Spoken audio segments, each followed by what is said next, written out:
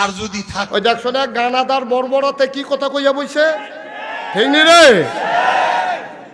তুই যেই ব্যাপারে জানো এই ব্যাপারে দুম ধরে না থাকবি, তুই কথা কইস কি তুই দেবিদ্যার সিন হচ্ছে খেত করাই চালাম সুদ কি তুই তো ফেহা ফাটিয়ে ফুড়ে মরবি। তুই বুঝচ্ছা যে হেটা লইয়া কথা কইয়া বইয়া রইস, হ্যাঁ এমন এক কথা কইয়া বইছে আজকে আমি গাড়িতে বসে বসে শুনলাম কি কথা কইছে, আস্তাগফিরুল্লাহ হাওলা ওয়ালা কুওয়াতা ইল্লা বিল্লাহ।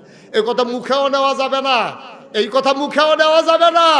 আপনি যখন গানাদার হইবে, আপনি যখন আল্লাহ চিনতেন না, তখন আল্লাহর ব্যাপারে মস্কারা করন তো সহজ, কিন্তু আল্লাহরে যদি চিনেন তাহলে আল্লাহর ব্যাপারে কথা কইতে শরীরটা কাপ দিব 50 বার, ঠিক কিনা কও?